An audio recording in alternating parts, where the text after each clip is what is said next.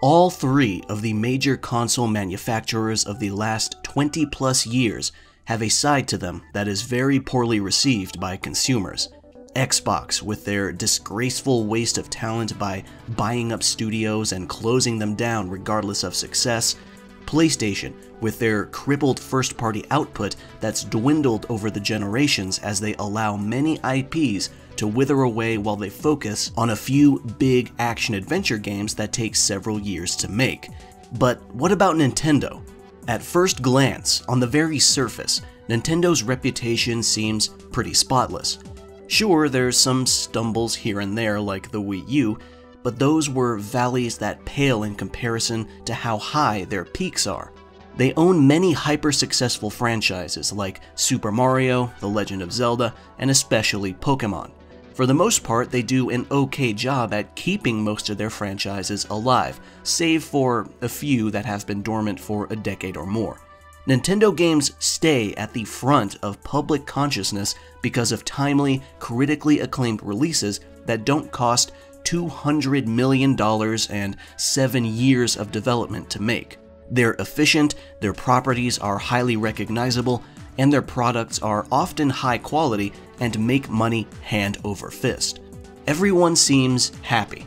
Nintendo is happy, their investors are happy, and more importantly, the consumers are happy. So what's not to like about Nintendo? Well, Nintendo's greatest flaw isn't something that's apparent from just looking at their output. Nintendo doesn't damage their reputation by allowing the vast lion's share of their IPs to fade into the abyss of obscurity, or by disrespecting the time and talent of their own employees, laying them off by the hundreds. In fact, based on what I've read, Nintendo is actually a great company to work for. Rather, Nintendo's fiercest battles are against their own fans. But these battles aren't out in the open. The Nintendo Twitter account isn't talking smack to random people, funny as that idea might be. These conflicts are fought behind the veil of the legal system. Nintendo has spared no effort in letting people know that they are aggressively protective of their IPs. Protective to the point of being downright hostile. Over the decades, they've been brazen in their legal pursuits, going after other companies and especially ROM hosting sites. But far worse than that, they also go after the little guys. Fan-made games that don't even use Nintendo's assets and don't even make a dime. And small YouTube channels that create covers and remixes of Nintendo music. Nintendo has a shiny, spotless appearance of family-friendly entertainment on the surface, but just beneath that lies a litigious beast that throws their weight around with no care to the damage they're doing to their community or even their own legacy. Nintendo has put no effort in hiding the fact that they're willing to stoop quite low if it means protecting their IP. Yet many of the other entities and people they push around don't even have the fame or resources to be a threat to them or any aspect of their business at all. In some instances, their targets are such small creators, it's like a grizzly bear going out of its way to step on an ant. Nintendo's history of aggressive copyright and IP protection began during the Famicom and NES era, where bootleg games for the platform were a dime a dozen throughout the Asian market. I made a video about bootlegs of this era not too long ago, a link will be in the description. And Nintendo felt the need to become extremely defensive and assertive to ensure those bootlegs did not overtake their legitimate games in sales. And frankly, it seems like since then they haven't lost that paranoia. In the 90s and early 2000s, they were also desperate to avoid genericization of their name, which could cost them their trademark on it. This is more understandable though because it has happened a number of times before to other companies and can damage a brand more than it can help. Anyone who was a kid in the 90s and had a game console heard their parents or adults in general refer to it as the Nintendo, and there's legal reason to actually prevent that. When someone says they're buying Jell-O, it might mean they're just buying gelatin, but not specifically Jell-O brand gelatin. Or someone would say to Xerox something, but they just meant photocopying, regardless of if the machine was an actual Xerox brand photocopier. And while this is a perfectly reasonable thing for Nintendo to want to prevent, and they seem to have successfully done so by pivoting away from console names that include their own, this fear of eroding their brand has seeped over to all of their properties. And as a result, they've developed a reputation of being defensive to the point of being very offensive instead. And in some cases, it's unfortunately reached over to negatively affect things that aren't directly related to that issue. There's room to argue that Nintendo is successful because of this protective behavior, but is it really a larger contributor to their success than, consistently releasing quality games in a timely manner? This video is going to cover numerous legal conflicts that Nintendo participated in, often being the one to initiate. We're going to cover times where the company went after entities like rental stores, emulator developers, ROM hosting sites, community-run events, fan game developers, and YouTubers, including smaller channels who didn't even have 10,000 subs at the time Nintendo went after them. To make things even more frustrating, almost every time Nintendo gets content taken down, specifically old games, game music, or even old issues of Nintendo Power, they never offer an alternative means of access to those things themselves. Nintendo is completely fine with burning down other people's attempts at preserving their legacy. It makes me wonder if they truly care about the more niche aspects of that legacy to begin with. Admittedly, a few of these legal battles and copyright claims were somewhat understandable on Nintendo's part, but the vast majority of them come off as overprotective, hostile, and sometimes just pure overkill. It all begs the question. You might be within your legal right to sue everything that moves, but should you actually do that? By now, in 2024, there's already plenty of examples of other companies, big and small, handling things like fan games and community relations without scorching the earth as their first response, like Nintendo. What I'm trying to say is, my own criticism about Nintendo's aggressive litigation is not that it's not within their right, because it is. It's that most of these battles can be solved without them automatically picking the most destructive and undiplomatic approach, and it would earn them stronger goodwill with their fans in the process. Now, before we start, one thing Nintendo cannot do, however, is stop you from checking out my merch store. As of right now, I have 2 shirt designs, a sliced skull and a tribute to Hironobu Sakaguchi, creator of the Final Fantasy series. I also have a beanie with my logo embroidered on it, great for the cold weather. Both shirt designs are available in lightweight fabric and heavyweight cotton. I've already received samples of everything for quality checking, and I can confirm they look great in person. If you're interested, visit mildconviction.com or check the store tab of my YouTube channel page. Thanks for listening, now let's get back to the video. So the easiest way to begin this list is probably just starting from the earliest instance of litigation or threats and working our way up to the most recent. However, there is so many that I feel compelled to divide them into categories. We're going to start off with a more generalized category that features some major legal battles and also sets the tone for the rest of the video. Then we're going to move to conflicts within their own communities, then moving to Nintendo taking down fan-made content, then we go into YouTube takedowns and copyright claims, and finally we end on Nintendo's biggest battles against emulation and hacking. The fact that I feel the need to divide these into categories at all should speak on how long this list is going to be, and it's still not even truly exhaustive. I would say this video is only going to cover about half, maybe even a third, of all the stuff Nintendo has pulled over the decades. But the reason I'm keeping it condensed is because if it were exhaustive, a lot of it would be pretty repetitive, so I tried to keep it to the most notable cases.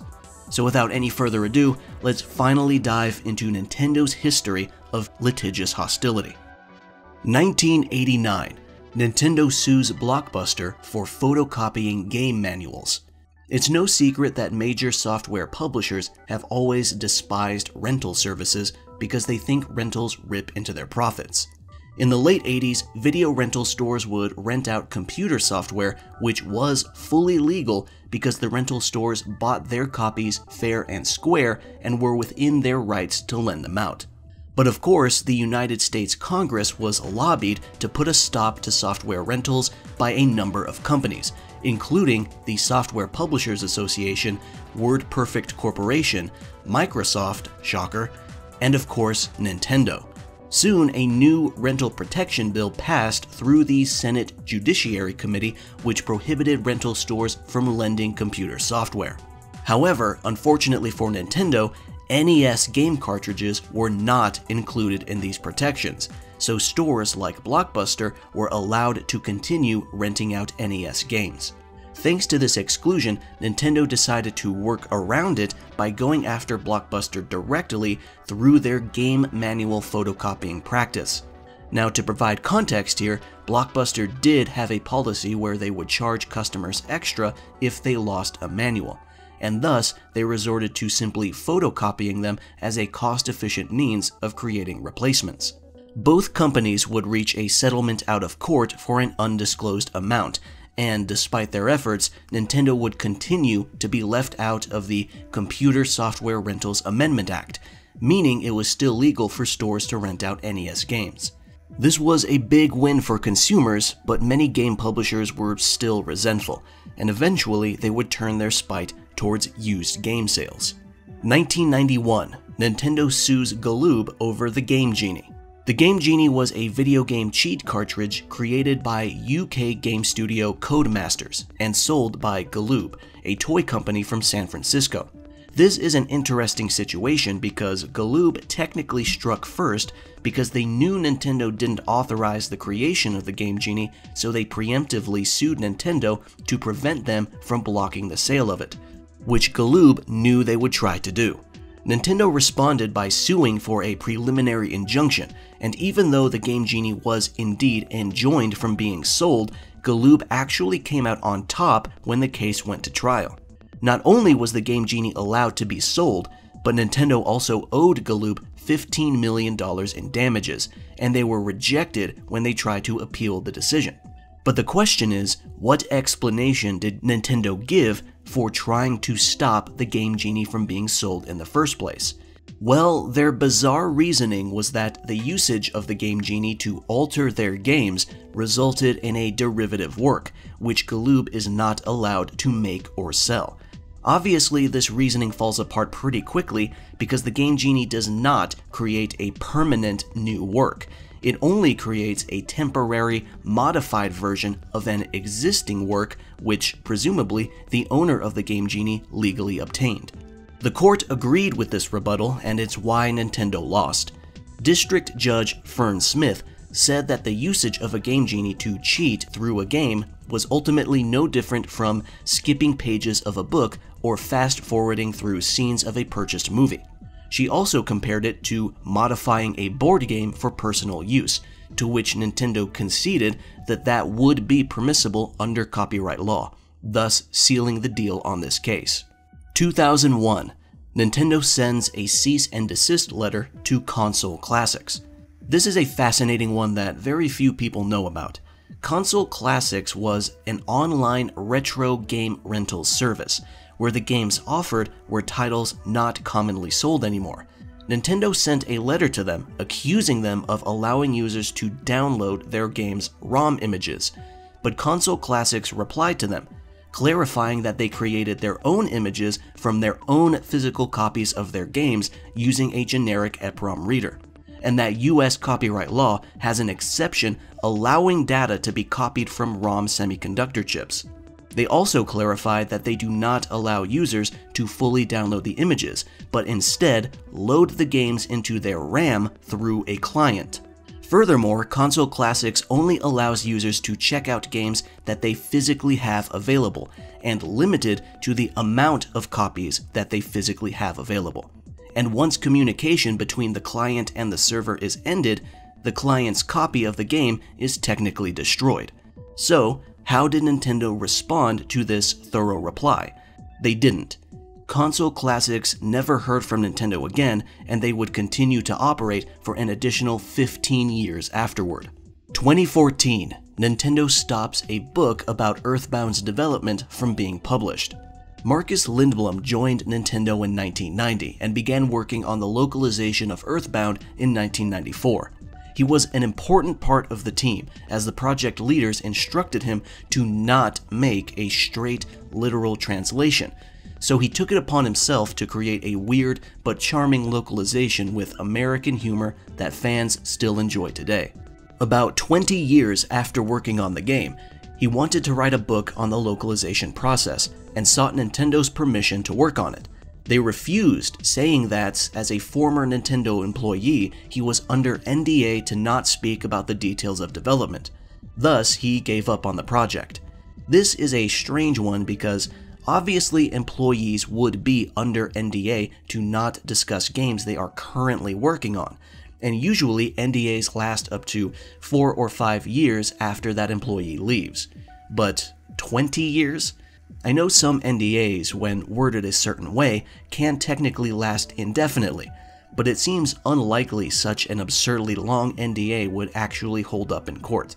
It's a book about the development of a 20, now 30-year-old video game, not state secrets. But I don't blame Marcus for not trying to fight it. It's not all bad news though, because a book about the localization of Earthbound would eventually come out, this time authored by another professional translator, Clyde Tomato Mandolin, who created the popular fan translation of Mother 3. 2017, Nintendo sues a go-kart company for allowing customers to dress up as Mario as they drove around. This one's kinda self-explanatory. Since about 2011, multiple companies in Japan have offered a go-karting activity, allowing customers, usually tourists if we're being real, to drive go-karts on the streets of Tokyo and other major cities. One of those companies was called Maricar, a place where you could also rent out costumes of Nintendo characters to wear while you drove around. Nintendo decided to go after this company not only for the costumes, but because their name was apparently too close to Mario Kart. As of right now, Maricar seems to no longer exist, and probably hasn't in years. Interestingly enough though, Nintendo seems to have left other go-kart companies alone, even ones who also offer costumes of Nintendo characters to drive in. So either Nintendo decided to back off, or they really were that angry about Maricar's name specifically. 2020, Nintendo gets Sony to take down a Mario creation made in Media Molecule's Dreams. Another pretty self-explanatory one. Dreams is a game by Media Molecule that features a very robust level and character creation system that enables players to, essentially, make their own games. A Dreams player by the name of Piece of Craft created a very true-to-the-source Mario model in the game, and of course, Nintendo caught wind, and contacted Sony to get it taken down, even though there's countless other video game recreations in Dreams that other companies don't mind existing. Because, obviously, a fan creation inside another video game doesn't really come off as a tangible threat to anyone's intellectual property. I don't really know of anyone who sold their Switch to play as Mario in Dreams, but so it goes. 2020, Nintendo shuts down the creation of custom Joy-Cons made in memory of late streamer Etika. Sometime after the unfortunate death of popular streamer Desmond Amofa, aka Etika, an Indiegogo project was launched to honor him by artist, designer, and former airline pilot Captain Alex. It was a custom Joy-Con controller featuring Etika's own logo on one half and a Joy-Con Boys logo on the other. After the campaign was founded, proceeds from every sale afterward would go to the JED Foundation, whose mission it is to help teens and young adults with issues involving mental health.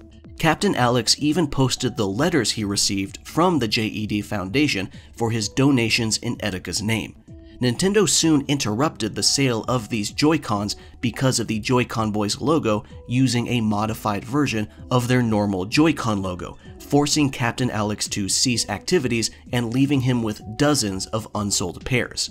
So not only did Nintendo interfere with a memorial campaign of a deceased streamer who was an outspoken fan of their games, they also interfered with charity work. Fortunately, Captain Alex would go on to make another successful campaign with a modified design replacing the Joy-Con Boys logo, and still donated proceeds to JED Foundation. 2022. Nintendo takes down scans of a 1996 Super Mario 64 guide. Scans of the original 1996 Japanese Super Mario 64 guide were uploaded to Internet Archive. In typical Nintendo fashion, even though they offer no way to view this guide themselves, they took the scans down. That's all. The uploader commented that their intention was to simply allow people to see the contents of the guide without spending hundreds of dollars on a physical copy, which honestly helps Nintendo in maintaining their legacy, but as we've established, Nintendo would rather burn that legacy down entirely than let anyone else help keep it up. In fact, I'm going to take this opportunity to mention the 2016 incident where Nintendo got scans of all issues of Nintendo Power taken off Internet Archive as well, despite, again, not offering any way themselves for people to view them. But that was only temporary, as multiple other uploads began popping up afterward, and one of them seems to have stuck. 2024. Nintendo sues Pocket Pair over a Pokeball-like mechanic in Palworld. This one's going to be a little long. In January of 2024, Palworld launched as the big monster-catching survival parody game, simply referred to as Pokemon with Guns. The game launched to shocking success, but it also unsurprisingly attracted the attention of detractors who sought every avenue they could find to accuse Palworld of some form of artistic thievery. Nintendo themselves would comment on the matter, but their initial message basically amounted to a curt, "We know, now please shut up." This didn't seem like much, but it was a big deal because if Nintendo truly caught even the slightest whiff of plagiarism, they would have sent out their lawyers on second one. Months of silence followed, and everyone figured Palworld was going to be left alone to exist in peace. Unfortunately for developer Pocket Pair, in September of 2024, Nintendo finally spoke up to accuse the smaller developer of not plagiarism, but of patent infringement by way of gameplay mechanics. At first, the infringed patents were unknown, even to Pocket Pair, but recently they were finally made known, and they are dumbfounding. The first patent Nintendo was suing over is the player character aiming and firing or throwing an item in the field that triggers a combat state, capturing or releasing a creature.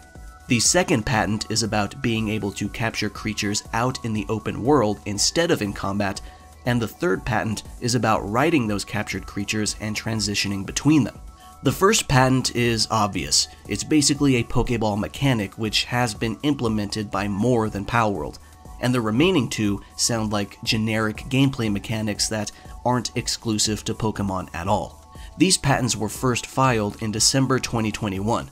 That might seem like long enough before the release of Palworld to avoid any suspicion, but Palworld was first announced in June of 2021, so it is possible Nintendo filed these in response to Palworld's reveal, because Palworld's previous game, Craftopia, also had a Pokeball-like mechanic as well, and it was likely to return.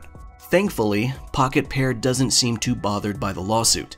They're still operating like normal, partnering with Sony to expand the Palworld IP, and even announced a collaboration with Terraria while I was writing the script for this video. It doesn't take a genius to know that this whole situation is just more ammunition in the debate against being able to patent game mechanics, because it's only the big companies that are going to ruthlessly enforce them. For example, Namco had a patent on minigames in loading screens for a while, which is why no other developer attempted it themselves, even though it seemed like an obvious thing to have. It's ridiculous.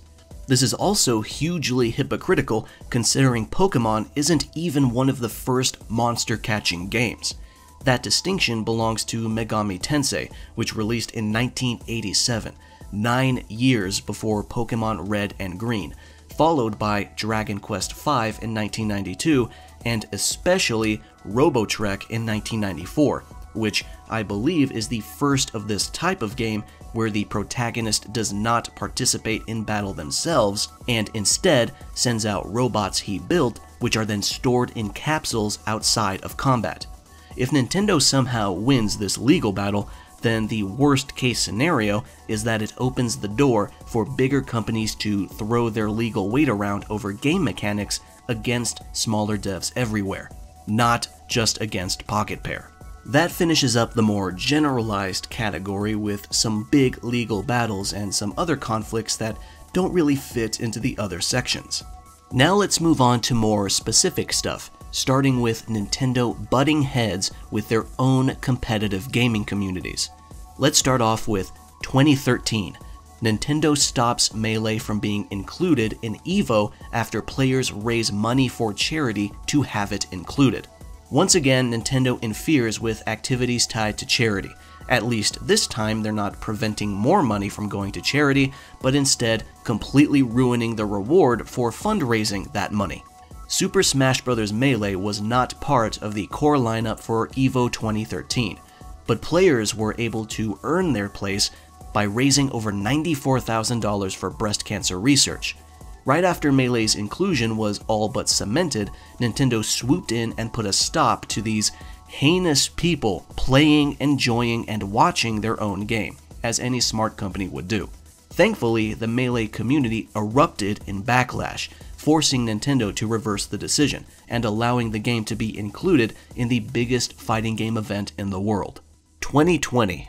Nintendo forces organizers of the Big House to cancel the event rather than let them play Melee online using emulators. This one's pretty self-explanatory.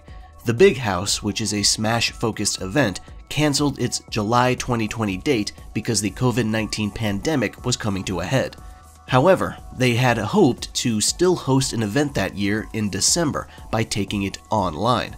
Unfortunately, Melee is not an online game, so they would need to use an emulator that enables netplay. Nintendo caught wind of this and, again, instead of allowing people to enjoy their 20-year-old game that they don't even sell anymore in peace, they would rather the Big House not play at all. So the Big House was cancelled twice in 1 year, and the event did not return until 2022. 2020. The North American stream for a Splatoon 2 event was cancelled when Nintendo noticed teams using #FreeMelee in their names in support of the Melee community. This one's directly tied to the previous entry, and it's an extra pathetic display on Nintendo's part because it has nothing to do with the legality of anything. After the Big House 2020 was cancelled, members of the Splatoon community decided to show solidarity. While competing in the North American Open for Splatoon 2, which is an official Nintendo-sponsored event, about 30% of competitors featured the #FreeMelee and other variations of Melee support in their name. In response, Nintendo cancelled the stream and ran the event without broadcasting it. Nintendo would claim that this is because of unexpected executional challenges, hinting at some production problem. But Smash and Splatoon tournament organizer Slimy Quagsire would go on to clarify that this decision was entirely made by Nintendo and has nothing to do with any of the organizers or broadcasters there, adding, "This is damage control and an outright spit in the face of all of their dedicated competitive scenes." 2021. Nintendo forces Low Tide City to cancel tournaments for Project Plus, Beyond Melee, and Smash Remix. This is basically the same context as the Big House incident, but with more games. Low Tide City, a Smash regional in Texas, was planning an event that had modded games in its lineup. Project Plus, which is a community-driven mod for Project M, which in turn is a mod for Super Smash Bros. Brawl. Beyond Melee, a very detailed mod of Melee that I can barely begin to get into, and Smash Remix, a mod for the original Super Smash Bros. For the N64 that doesn't change the balancing, but instead adds more characters and stages. Obviously, Nintendo didn't like this and put a complete stop to those tournaments, leaving Low Tide City with just Smash 64, Melee, and Ultimate singles and doubles. This isn't the only event this happened to in 2021. Only a month prior, Major event Riptide tried to include Project Plus as well, and Nintendo interfered with that too. 2022. Nintendo takes Smash away from Evo. This one's interesting because the reasoning behind it has nothing to do with legal questionability or community shenanigans. Nintendo took Smash Ultimate away from Evo 2022, and while no official reason was given, everyone in the know can understand why. It's simply because Sony is now a part owner of the event itself. That's literally all. Nintendo pitifully took Smash away from the biggest fighting game event in the world, a decision that benefits literally nobody and only hurts actual fans and players, simply because they didn't want their game to be played on a stage half owned by Sony. This decision ended an 8-year streak of Smash making an appearance at EVO, and it's unlikely that it will ever return. And that concludes the competitive gaming category. But before I move on to the next section of the video, I do want to take this opportunity to give the Smash community their flowers. I fully admit that I have a history of being an enthusiastic participant when it comes to poking fun at Smash players for being annoying, having no knowledge or taste beyond Smash games, etc. But one thing they are pretty consistently good at is vocally telling Nintendo to fuck off every time they try to interfere with the inner workings of this competitive scene they completely ignored for almost 2 decades. It took the Smash community years and years to get Nintendo to acknowledge and help them, and now that the company finally extends a very reluctant hand, reluctance that they don't even try to hide, they think they're entitled to completely ruin everything the community built in the years they were on their own. So every time Nintendo does something similar to what they did with EVO, I do appreciate Smash players actually getting angry and not being willfully dense to defend the company that is actively trying to tear them down. Now let's move on to our next category, fan-made creations. This one's gonna have a lot of entries because fan-made media seems to be the only thing Nintendo goes after about as much as emulation. And again, none of the other big Japanese publishers are anywhere close to being this aggressive regarding fan creations, especially Sega, who are much more welcoming to them. In fact, high-quality fan-made work has led to some people getting straight up hired by Sega to work on high-profile projects. Even after so many years since they left the console business, Sega continues to do what Nintendo don't. Anyway, let's get this category started with 2009. Nintendo shuts down a Zelda fan movie. The Legend of Zelda: The Hero of Time is a full-length fan movie based on the popular adventure series, and it released at the very tail end of 2009, completely free to watch. It was very clearly an amateur creation, but the amount of effort put into it was undeniable. Sadly, Nintendo decided to step in and say they don't like the existence of this thing, so it wasn't allowed to stay up past the end of 2009. Strangely, this incident hasn't happened again with other Zelda fan films I've seen around, so I can only imagine, and hope, that maybe Nintendo decided to back off of them. Otherwise, what was the issue with The Hero of Time specifically that made it such a target? Furthermore, The Hero of Time was re-uploaded 3 years later to YouTube, and it's been up ever since, with over 150,000 views. So you can go watch it right now if you're curious. 2010, Nintendo shuts down a fan-made Pokemon MMO. PokéNet released as an in-progress title, basically early access, in 2009, gradually receiving updates as time went on. The fan-made project was entirely free to play, and the developers, dubbed Pokemon Global, were a team of dedicated programmers, artists, and writers who paid the server costs for the game out of their own pocket. It was an ambitious project for its time, made by people who were serious about it, and with no intention of making money. Mere months after it was released and only a few updates were put out, Nintendo crashed the party by demanding the game and website be taken down, and ownership of the domain pokedev.org be forked over. It's not all bad though, because a couple years later the project was momentarily revived as another game, called Pokémonium, in 2012, and its final update was released a year later. Also, Pokénet's source code is floating around out there in the internet somewhere should anyone else attempt another successor at their own risk. 2015, Nintendo takes down fan-made remake of Mario 64. Now, at first, this sounds like one of the few instances where Nintendo would be absolutely 100% right in stopping someone from remaking a whole game and releasing it for free. But that's not really what happened. Unity developer Royston recreated the first level and only the first level of Super Mario 64 in Unity and put it up for download purely as an educational tool and a sort of interactive tutorial to help people understand and get used to creating games in Unity.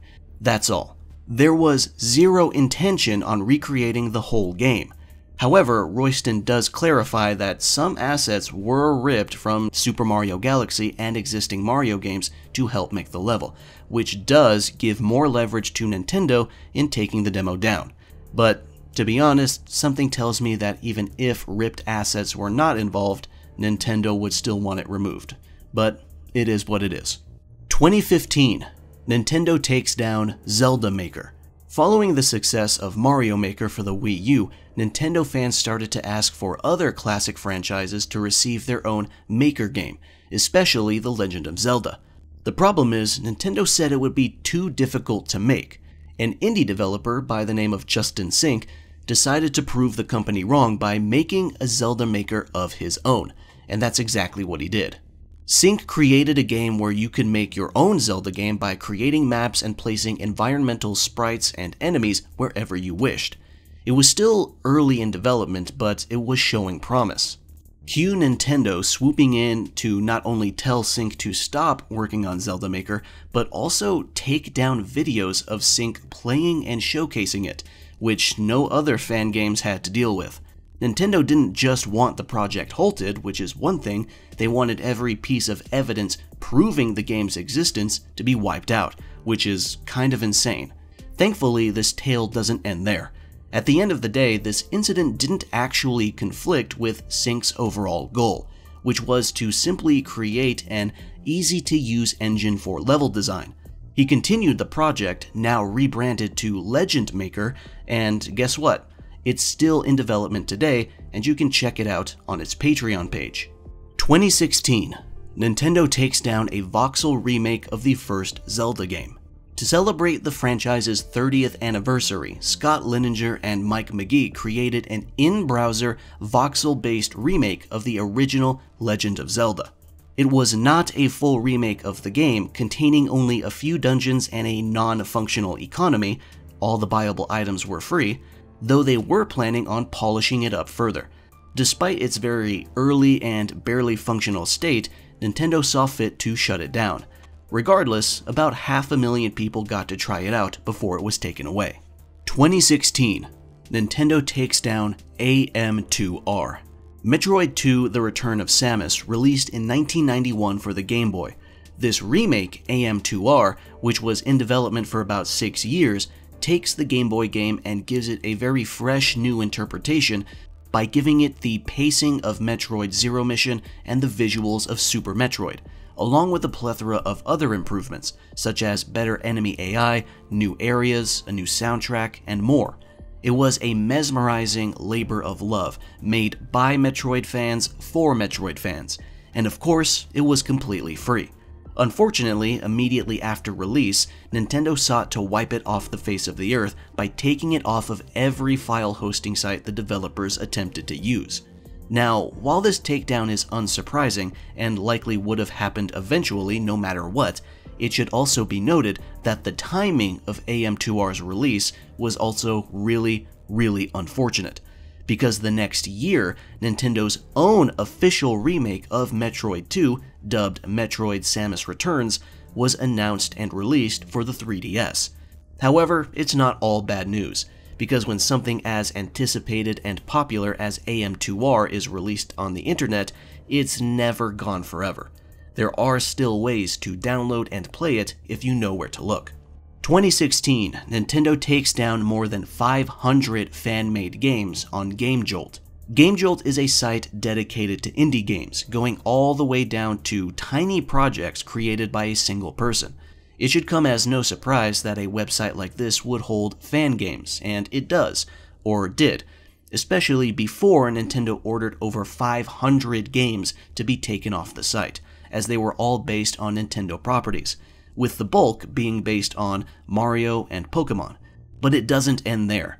5 years later, in 2021, the exact same thing happened again with another 379 games, meaning Nintendo has taken down damn near 1,000 fan-made games from GameJolt. Now, it should be clarified that GameJolt does run ads with their games, and Nintendo does mention that as one of their issues in this takedown, so it gives them a lot of leverage. Considering the scope of this takedown though, I personally think it would have been more diplomatic to simply ask for the ads to be disabled. But, seeing as how other fan-made games were targeted despite not making a dime at all, I ultimately don't think it mattered, but that's just my speculation. 2016. Nintendo orders takedown of Pokemon Uranium. Pokemon Uranium is a massive fan game that had a 9-year development and featured over 150 brand new original Pokemon designs and a new region map to explore. For all intents and purposes, it was basically a full-sized Pokemon game. Luckily, it was a complete game too, so the project was not halted mid-development before Nintendo barged in. After Uranium released, it received 1.5 million downloads, but the lead artist, Oripoke, known as Involuntary Twitch at the time, decided to no longer provide official download links to the game because of numerous takedown notices happening to others around the same time. Sadly, that didn't stop them from being personally contacted, because Oripoke would still get a letter from Nintendo directly, demanding that Uranium's server be taken down and updates stop being made. But it's not all bad news. The game's director, JV, apparently landed a job thanks to the game, and Oripoke continues creating art to this day. Plus, with over 1.5 million initial downloads, I'm sure you can still find Pokemon Uranium somewhere if you look hard enough. 2017. Nintendo takes down 8-bit demake of Breath of the Wild, based on its prototype. This one requires a little bit of context. At the 2017 Game Developers Conference, Nintendo showed off an early prototype of Breath of the Wild, and it wasn't some early gray box dungeon or anything, it was a straight up 8-bit Zelda game, but with mechanics that would be in the final product, such as moving tree logs into the water to sail across it. Obviously, people thought it would be cool if this were a real, playable game, and one of those people was an indie dev going by Winter Drake, who created Breath of the NES, which aims to be exactly what that prototype looked like. And a demo was even released which was played by several YouTubers, including Joel of Vinesauce. Of course, Nintendo eventually caught wind of this and took the game down, but Drake stated that instead of giving up the project, it would be instead replaced by an original one that did not involve Zelda characters. Sadly, I can't figure out what original game that was supposed to be because in the nearly 8 years since this incident, all of Winter Drake's socials and even itch.io account seem to no longer exist. 2019. Nintendo takes down fan-made Commodore 64 port of Super Mario Bros. In a fascinating display of programming mastery, developer ZeroPage spent 7 years painstakingly porting Super Mario Bros. For the NES over to the 1982 personal computer, the Commodore 64. And this wasn't just an estimate or a port made for emulators that could draw more power when necessary. It was an actual port that could run on a real physical Commodore 64. And it was so accurate that even glitches in the NES version worked here too. It was an insane accomplishment. But of course, a free port of a 34-year-old game to a 37-year-old console is a huge threat to Nintendo's bottom line. So only a few days after this project released, Nintendo hit it with a takedown. Thankfully, enough people got their hands on it to showcase it to hundreds of thousands of people around the world, and if you know where to look, you can still download it yourself. 2019. Nintendo takes down a fan-made battle royale based on Super Mario, even after the creator made numerous changes to the game. YouTuber Inferno Plus created a Super Mario Bros. Battle Royale game where multiple players race through normal levels as quickly as they can. It was a simple but fun idea. It started off as a joke project not meant to be a serious commitment, but when the game exploded in popularity, Inferno decided to stick with it and push out multiple updates, including an anti-cheat. As sure as the sun rises in the east and sets in the west though, Nintendo eventually catches wind and tells him to take the game down. Rather than completely abandon the project, Inferno decided to simply change the appearance of the game by removing all direct visual references to the Mario franchise, changing all character sprites and environmental tiles. Sadly, this still wasn't enough, and Nintendo once again asked to take it down because the game infringed on their copyrights. Inferno explicitly asked for more clarification on what part of the game was still infringing, and he received a non-answer. I guess Nintendo felt he wasn't entitled to being given specifics on the crime they were accusing him of. Thus, he decided to take the game down and not risk further angering the bear that stomps on ants. 2020. Nintendo takes down fan-made Super Mario 64 PC port and videos showcasing the game. In 2019, a group of Mario fans decided to begin a recompilation project of Super Mario 64, painstakingly reverse engineering the game's source code. The end result was a legitimate PC port that was not held back by the same constraints that a simple emulation would have. It ran on DirectX 12, had native 4K resolution, ultra-wide monitor support, and supported plug-and-play controls with various gamepads, such as the Xbox controller. Much like the Commodore 64 port of Super Mario, this was another incredible display of programming skill. Of course, Nintendo found out about it and took it down. Sadly, they didn't stop at just the game. They went the extra mile to take down one of the earlier videos showcasing the port in action. Once again though, when something like this is uploaded onto the internet, it's not gone forever, and you can find it if you know where to look. 2020. Nintendo takes down fan-made Zelda game made on the Ocarina of Time engine. Modder and YouTuber Kaze Abandonware is known for his various tweaks and changes to Super Mario 64. In 2020, Abandonware and various partners released a fan game titled The Legend of Zelda: The Missing Link, a game with an original story meant to bridge the gap between Ocarina of Time and Majora's Mask. To play the game, you needed a copy of Ocarina of Time in one of 3 compatible file formats, and to download a few patches. After that, you were good to go. It received a lot of praise from the community for its faithfulness to both stories it's set between and for the clear amount of effort required to make it. It took a few months, which is longer than normal, but Nintendo did eventually get around to stomping it out by taking the GitHub page for it down, as well as demanding the removal of the game's webpage. And much like a couple other games mentioned so far, Nintendo also took down some early videos showcasing the project. Yet again, it is possible to find and play The Missing Link yourself, and other walkthrough videos exist, so if you're curious, you can still experience it yourself one way or the other. 2021. Nintendo takes down 2D remake of Metroid Prime, Prime 2D.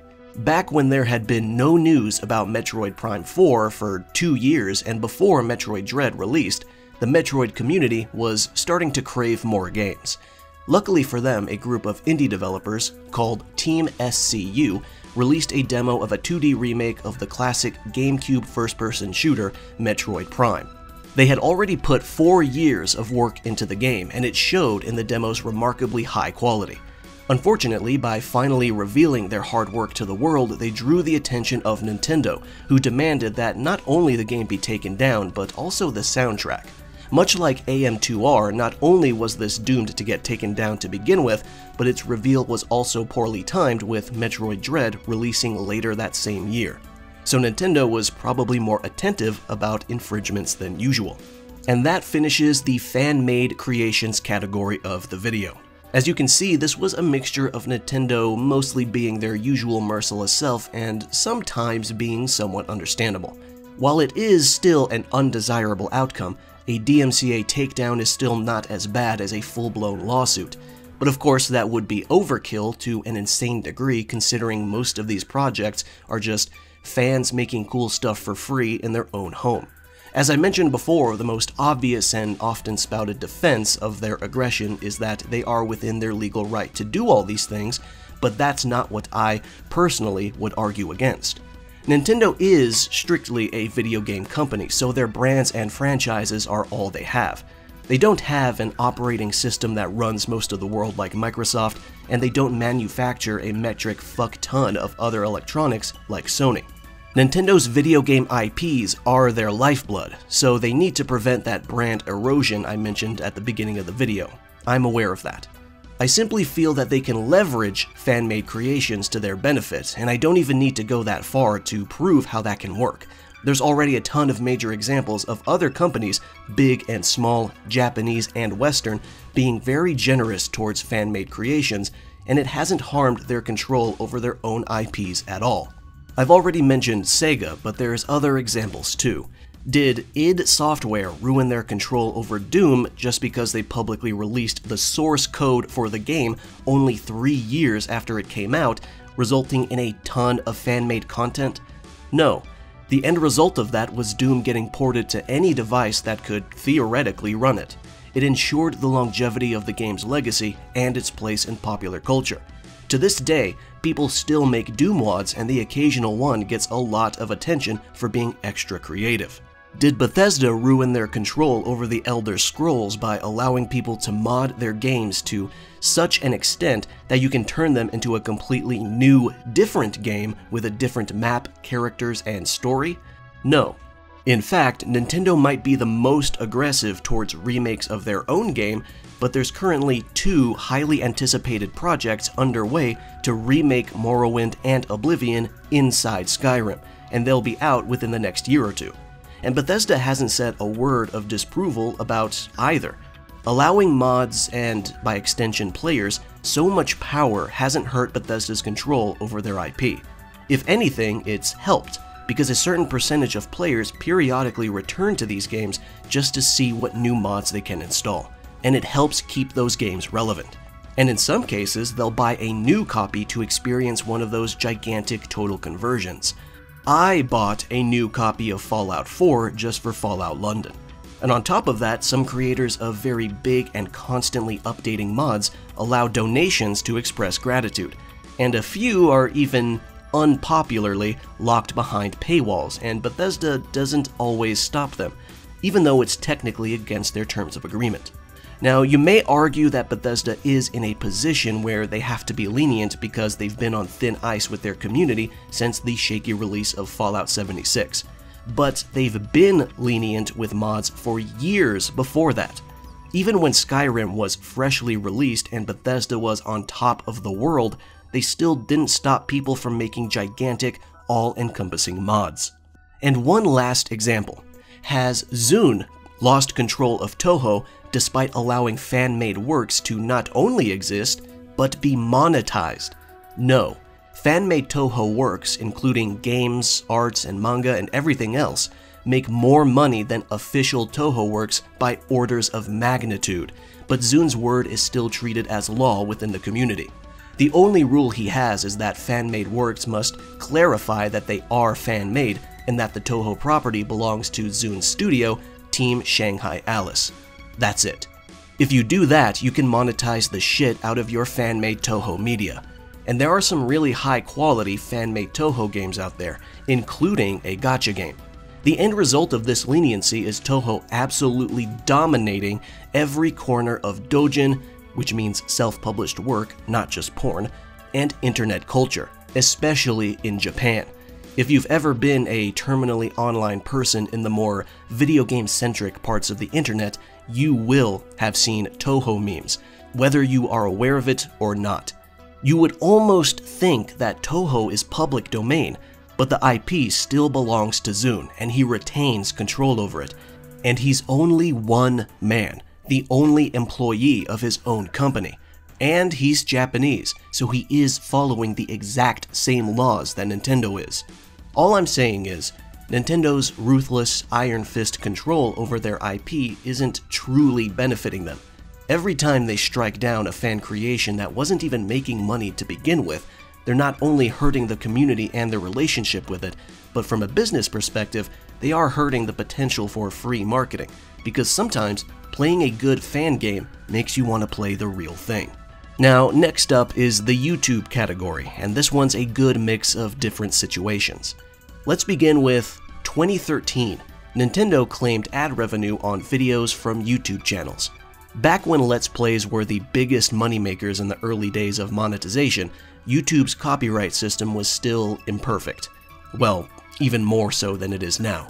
But another big issue was that some game publishers still were not totally on board with the idea of YouTubing being a legitimate job to some people.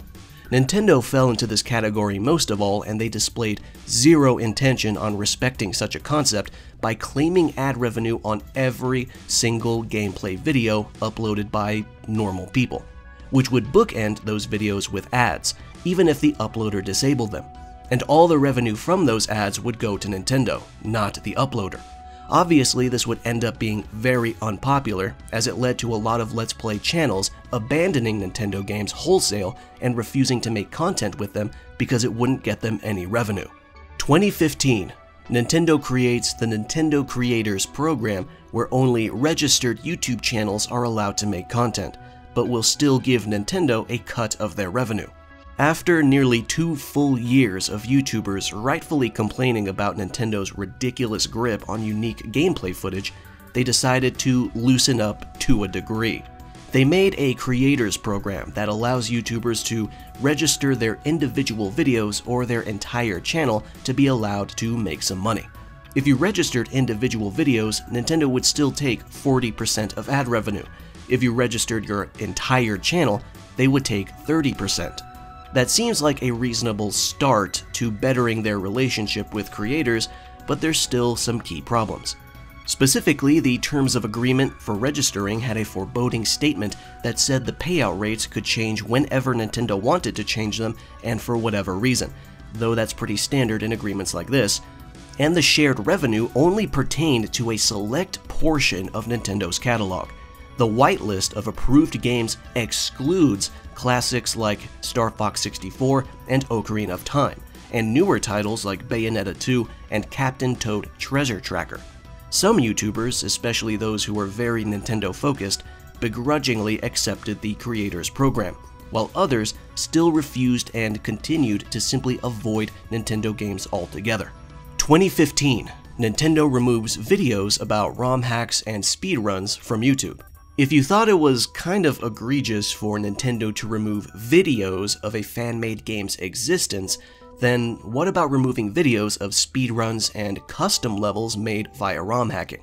Speedrunner and creator Alex, aka Pangia Penga, made a video titled Item Abuse 3, which garnered 1 million views and featured the so-called hardest Super Mario World level ever, featuring an impossibly difficult stage that was made through ROM hacks. But that's not all. His channel also featured many speedruns which were tool-assisted, meaning they were played via an emulator.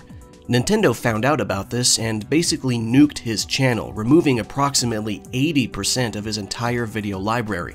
And it wasn't just Alex who was targeted. Other tool-assisted speedrunners were getting their videos taken down one by one. Even though they had recently decided Let's Plays were fine, Nintendo was still very much against tool-assisted content at this time. And even though they would eventually loosen up, a lot of these channels did not get their videos back. 2017. The Creators Program released an update to their terms stating that associated YouTube channels were not allowed to live stream content.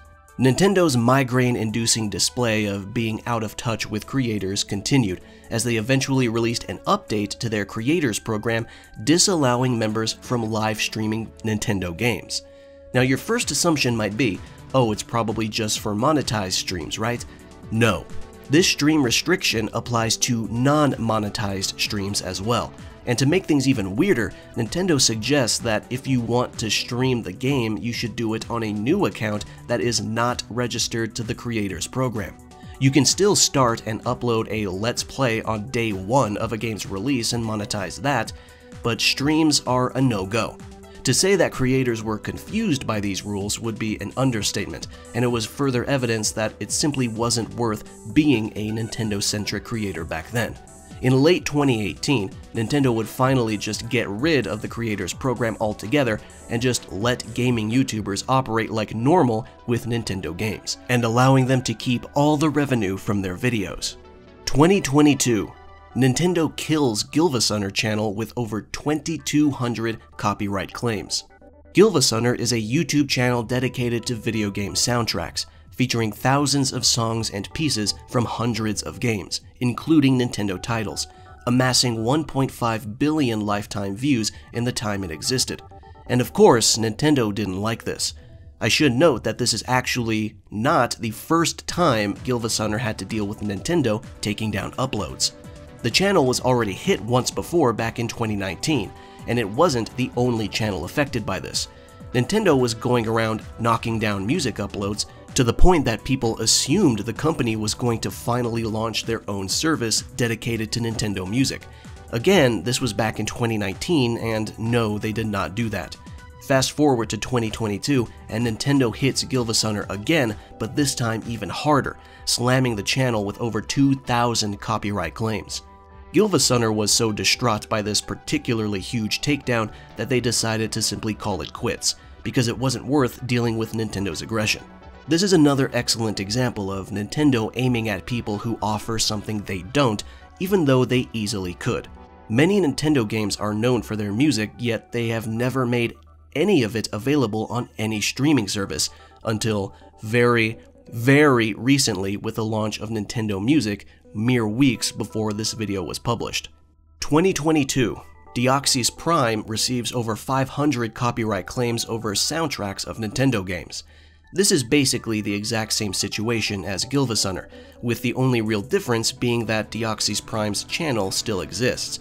And if you look at it now, you'll see that the vast majority of the remaining content is music from Sega games.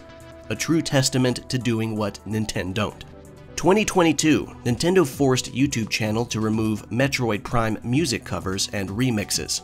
YouTuber Cinemax, who creates covers and remixes of older Nintendo tunes, among other things, had 9 videos taken down after he was contacted by a lawyer who supposedly told him that the creation of any type of cover or remix required a compulsory license from Nintendo. I know 9 videos might not sound like much, but these are not straight rips of video game music like the last 2 channels I mentioned. This is a personal hobby Cinemax enjoys, and he only had about 6,800 subs when this incident occurred. Cinemax would make a video addressing the problem, stating that he would have gladly accepted Nintendo simply taking revenue from the music and leaving it up, which is what other companies have done, because he created these tracks for fun and not for money.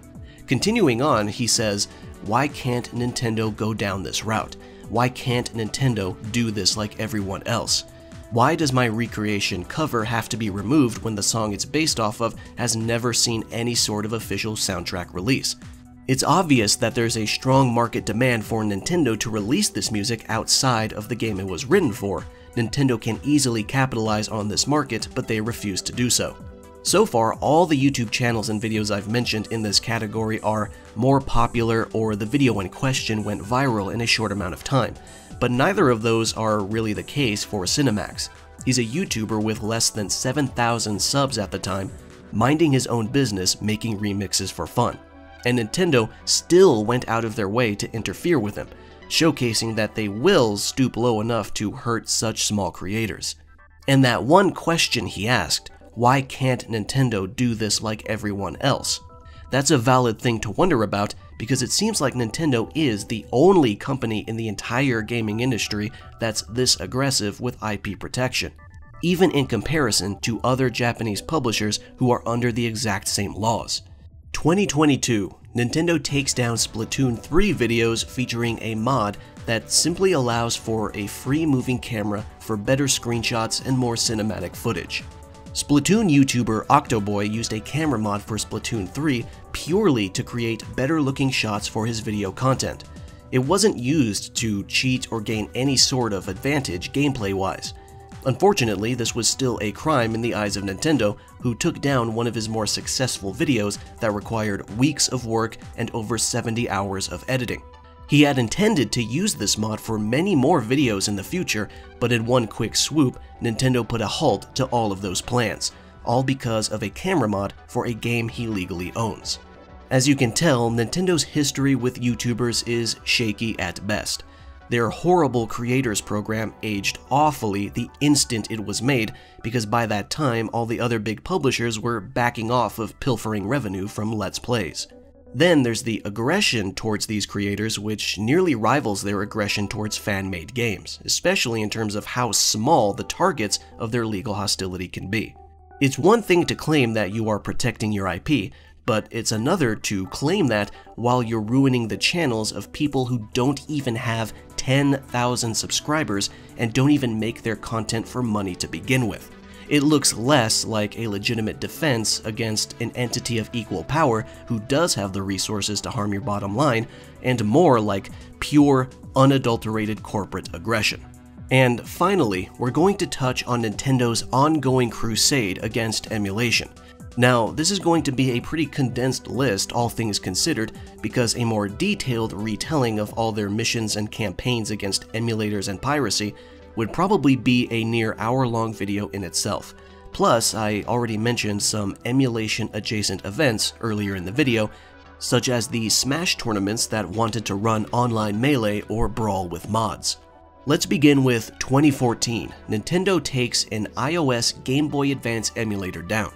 GBA for iOS was the creation of an 18-year-old high school student, Riley Testa, and it was a very impressive piece of software not only for its performance and the age of its creator, but also the fact that it could be installed without any sort of jailbreaking. This allowed for an easy way for people to play games for the handheld that had been discontinued for about 5 years at this point. Sadly, the surge of exposure it received also drew the attention of Nintendo, who demanded the application be removed from GitHub and that its website be taken down. Thankfully, Riley never left the development space and continues to be active on other related projects. It's also worth mentioning that the very next year, in 2015, Nintendo took down another GBA emulator, but this one was entirely browser-based and powered by JavaScript. It too was forced to be taken off GitHub. 2018, Nintendo takes down Love ROMs and Love Retro. These two websites were owned by husband and wife Jacob and Christian Matthias, who are based in Arizona, and they of course offered ROMs of old games, including numerous Nintendo titles. The company was particularly vicious against these two sites, going after Matthias for a maximum of $100 million in damages, though in all likelihood they really just cared about the sites being shut down, which they soon got. The Matthiases were ruled to pay $12 million in damages, which still seems like overkill for an Arizona couple running a ROM hosting site. But it's not that rare for both parties in a suit like this to agree to a smaller number in private. If anything, the 12 million figure is probably just a deterrent against similar sites from popping up. 2018. Emu Paradise voluntarily disables downloads to avoid a likely lawsuit from Nintendo. This is more or less the same as the Love ROM situation, but Emu Paradise was ultimately able to avoid a real lawsuit and paying out a ton of money by simply closing down without a fight. The Love ROM's lawsuit was likely the final nail in the coffin, and it was almost a guarantee Emu Paradise was next on the list. Emu Paradise was a particularly big loss to the emulation scene because it was undoubtedly the most popular place to download old games. It first appeared way back in the year 2000, and at the site's peak, it hovered around 20 million unique page visitors per month. Of course, it's easy to say that Emu Paradise's loss isn't a big deal for those who know of other places to go, but the site's biggest benefit was how easy it was to access and use. It was, without question, the best place to go if you wanted to play old games, but were not particularly internet savvy.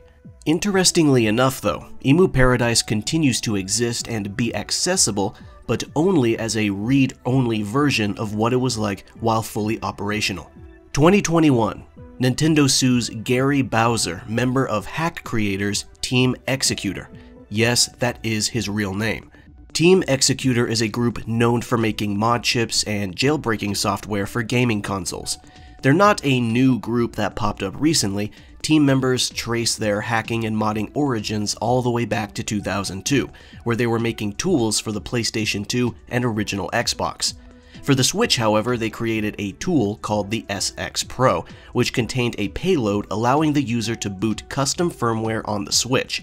What was controversial about this, and probably what got them put in Nintendo's crosshairs, is that in order to use the SX OS software freely, you had to purchase a license key from Team Executor.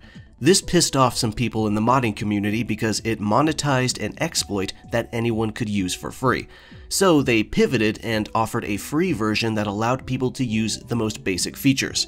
In 2020, Gary and other members of the team were arrested by American authorities on charges relating to designing and selling circumvention devices. In 2021, Bowser pled guilty to conspiracy to circumvent technological measures and trafficking in circumvention devices, agreeing to pay a $4.5 million penalty. A couple months after that, he was ordered to pay another $10 million to Nintendo. And finally, in 2022, he was sentenced to 40 months in prison. For me, the biggest takeaway here is how utterly disproportionate the punishment is for the crime. Gary, who is only one member of the team and not even considered the leader, basically had his life completely ruined because he created tools that allowed people to unlock the potential of the machines they bought with their own money. I know some people might say, oh, it's because he created mods for piracy, not for fun. And while there's argument to be made that those two are one and the same, I think you're fooling yourself if you think Nintendo actually cares about that distinction.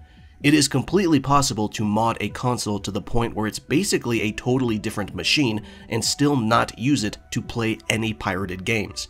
But do you really believe Nintendo wouldn't stop it either way? I'm definitely a believer in modding helping the lifespan of a machine. In fact, I'd go so far as to say that hacking and custom firmware is the biggest benefit an aging console or handheld can have to ensure some extra longevity. Look at the PSP. Anyone who's been in the hacking and custom firmware community, even in passing, will know that the PSP managed to stay relevant for years after its discontinuation because it found new life as an excellent emulation device. In fact, there's still custom firmware for the PSP that's still being maintained and updated today in 2024. Even if Nintendo fights it tooth and nail, it's likely just going to happen again later, especially when the Switch is no longer in production. 2023, Nintendo blocks Steam release of the GameCube and Wii emulator Dolphin. This is a somewhat puzzling one. The developers behind the popular emulator Dolphin intended on releasing the program on Steam, which would have been great thanks to cloud saves and even Steam Deck support. However, Valve decided to check with Nintendo if it was okay to allow Dolphin on the storefront, which is ridiculous because we all know the answer they would give. Nintendo obviously said no, saying they would have to send out a DMCA notice if Valve allowed it, so Valve stopped the Steam release of Dolphin. Valve then forwarded that message to the Dolphin team, telling them that they have to come to an agreement with Nintendo over Dolphin's release. But as we've figured out for ourselves, there's not a snowball's chance in hell that Nintendo would even consider it. There's a few reasons as to why this situation is kind of strange. First, the Dolphin team asserts that this has nothing to do with the Wii common key, which is used to decrypt Wii games because the key has been openly shared around the internet and has been in Dolphin's code for 15 years already, and Nintendo never did anything about it. The Dolphin team published an extensive article stating why the emulator doesn't actually infringe on anything, even citing the appropriate sections of the US code to support their claims. Second, if it did infringe on anything, and Nintendo has been aware of Dolphin's existence this entire time, then what are they waiting for? Why not take Dolphin down now if they had something concrete, especially when you can still easily download the program by going to the official site? Either Nintendo is biding their time, waiting for some bigger reason to go after the Dolphin team, or Nintendo is just full of shit and Dolphin isn't actually infringing on anything at all. Third, if Dolphin is not infringing, then why should Valve give a shit about putting it on Steam, especially when they wouldn't actually be at risk of any legal action, because if Nintendo did send a DMCA, the only thing Valve would have to do is remove Dolphin from the storefront and let the Dolphin team handle the rest. Well, simply put, even if Valve does do a fair amount of things good for consumers and game developers, the bottom line is that they are still a corporation too, and at the end of the day, they will side with another corporation before they side with emulation. Gabe Newell might be right about a lot of things regarding the industry, and I'll bring that up again in a bit, but he is still a billionaire, and you don't become a billionaire by always siding with the little guy. Anyway, as you've probably noticed by now, a lot of issues regarding Nintendo's vendetta against emulation can simply be traced back to IP and copyright law just being really gray and nebulous, especially for the internet age. These things are left vague and open to interpretation. If anything, the appropriate articles of the US Code really just only protect reverse engineering and little else. I know some people might suggest that more tech-savvy legislators should sit down and make some better laws regarding this stuff, but let's be honest here, if they do that, they're probably more likely to make laws that favor the corporations. Frankly, this whole situation is typical Nintendo scare tactics, but Valve's actions are pretty disappointing too, even if it's just to maintain the veneer of neutrality.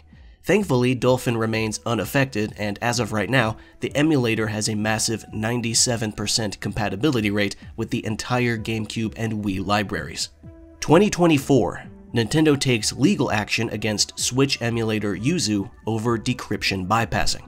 This one's even more complicated than the Dolphin situation, but I'll try to keep it brief. Yuzu is an open-source Switch emulator that similarly uses a decryption method to allow Switch games to be playable on the program. I honestly never used Yuzu myself, believe it or not, but from what I understand, Yuzu didn't actually bundle the decryption keys with the program and instead gave instructions on how to acquire them. Apparently, this is what angered Nintendo, at least according to the court documents. You might be wondering if Yuzu didn't actually have the decryption keys bundled with the program, then what actually got them in trouble? Well, in all likelihood, money. Yuzu might have been open source, but they still had a Patreon page offering early access to new versions of the software for a fee. And they were making a pretty decent chunk of change, over $30,000 a month. There was also a paid Android version of the emulator that brought in about $50,000. But what really sealed their fate was the fact that the version of Yuzu that played Tears of the Kingdom with acceptable performance was locked behind a paid version that was only on Patreon, meaning people were paying money to emulate Tears of the Kingdom on the day the game released. Furthermore, Yuzu had a telemetry feature that was meant to survey the games people were playing the most and use that information for more precise and urgent bug fixes, but all it did was show that Tears of the Kingdom was by far the most played game on the program. Basically, Tropic Haze, the team behind Yuzu, got in trouble because they were flashing their success in such a manner that they more or less plastered a giant target on their forehead. Now, I fully support the idea of making money for your work. I believe emulator devs should be allowed to accept donations at the very least, and some of them actually do. But paywalling an update that allows the emulator to play the biggest game Nintendo has released in 6 years was tantamount to kicking down the door to Nintendo's legal team office and begging them to sue you. If Tropic Haze had simply waited 3 months after the release of Tears of the Kingdom and silently released the support update for it for free, this lawsuit might have been avoided or at least put off for another day. And to make matters even worse, some members of Tropic Haze were also developers of the 3DS emulator Citra, which was also forced to shut down. And I would argue that's an even bigger loss than Yuzu because the 3DS has been discontinued for years. Regardless, the damage has been done, and Yuzu is officially gone. But since it was quite popular and it's open source, it is still very possible to get it from somewhere. 2024, Nintendo takes down another Switch emulator, Remakes. This one's pretty straightforward. After making an example of Yuzu, Nintendo went after the other big Switch emulator, Remakes, and understandably, they went down without a fight. But again, Ryujinx was also an open source project, and you can find it elsewhere if you know where to look. And that finishes up the emulation section of the video. Now, I'll be upfront and say that Nintendo does at least make some attempt to make old games available. In fact, they were doing a decent job of it back when the Virtual Console service still existed. But then they replaced it with Nintendo Switch Online, which has a smaller library, worse monetization, and the bizarre idea of requiring a smartphone to use voice chat, among other issues.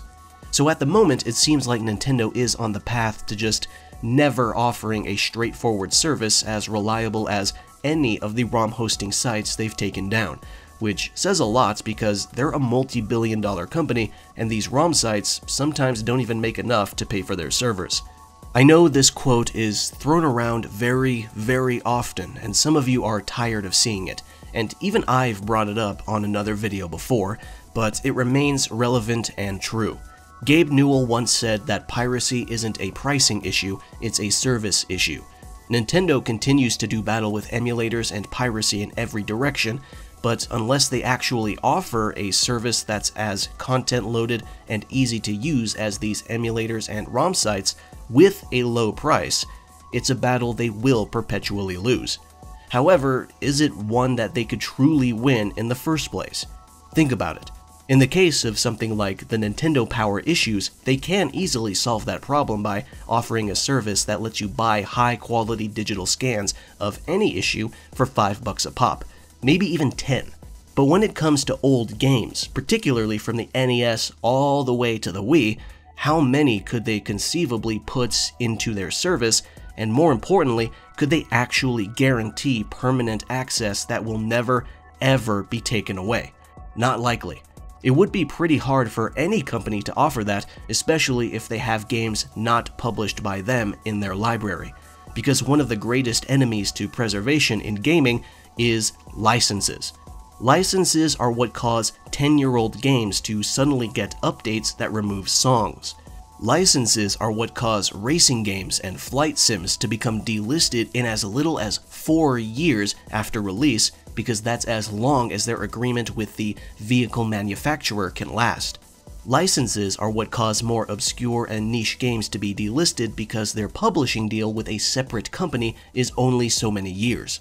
I'm not saying Nintendo should never attempt to battle piracy with a good and fair service. They should attempt it, and they'll probably see lots of income from it. I'm simply stating that even if they do it, it's unlikely to actually win over piracy in general, since it will always have that distinct advantage of reaching out and covering games that companies can no longer legally touch. This is probably a good time to mention that I have a video about how Abandonware should be public domain. A link will be in the description. And with that, the list is completely finished. Again though, this video is not fully exhaustive. This is probably only about half, maybe even a third, of all the legal battles Nintendo has participated in. The only question left to us is, why is Nintendo like this? Well, I guess a lot of it is explained by Nintendo being run by, well, dinosaurs. And I'm not talking about the age of its executives. I'm talking about the business practices that are deeply ingrained into how they operate things.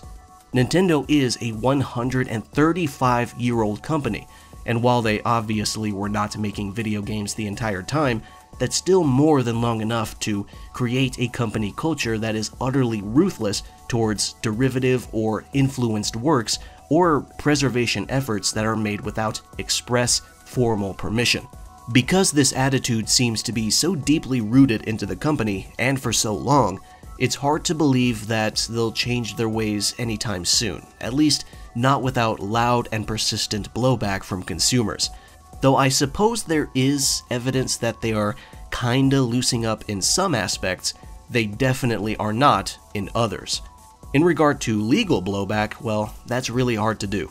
There were a few cases mentioned in this video where if a group wanted to retaliate against Nintendo, they would probably succeed, but that would take up so much time and resources that it's just not worth doing. And there's no doubt that Nintendo knows this, so they can keep flailing their arms saying emulation is illegal when it's been decided in court multiple times now that it is not, or at the very least, not completely. At worst, it's a gray area. But that means that Nintendo might also be fearful of pressing that big red button too. There is a chance, no matter how small, that if Nintendo chases after emulator developers too aggressively, especially a team that has done painstaking research and knows exactly what their rights are, they might accidentally find themselves to be the cause of DMCA expanding to include protection of video game emulation, which is the opposite of what they want. But as a consumer, I honestly think that's what should happen. An example of this is Dolphin. The Dolphin team strongly feels that they are not infringing, and if they were, Nintendo would have buried them years ago, because Dolphin's been around since 2003, and it's the only emulator people bother to use for GameCube and Wii games. Ironically enough, you could kinda say that they have a monopoly on emulation for those two machines. But they know what their rights are as developers, and they know what boundaries they can and cannot cross. Thus, Nintendo keeps a close eye on them, but never throws that first punch. They could, eventually, but as of right now, the fist is clenched, but not yet raised. And then you have Nintendo's own reasoning for this litigious behavior, protecting their intellectual properties. Now on paper, that is valid for them to do, but in practice, that is such an overly clinical point of view that removes context and doesn't truly discuss why people do this stuff. How many of Nintendo's opponents mentioned throughout this video actually pose a meaningful corporate threat? How is a fan-made Zelda movie made with almost no budget and released for free a significant threat to Nintendo's IP? How is a free game with original assets made by a single person a significant threat to Nintendo's IP? How is a YouTube channel with less than 7,000 subs of a man making music remixes for fun a significant threat to Nintendo's IP? How is a person uploading scans of a 20-year-old guide that's been out of print for ages a significant threat to Nintendo's IP? How is a charity fundraiser in memory of a deceased streamer a significant threat to Nintendo's IP? How is a camera mod being used for the sole purpose of nicer camera angles by someone who legally bought the game it's installed on a significant threat to Nintendo's IP?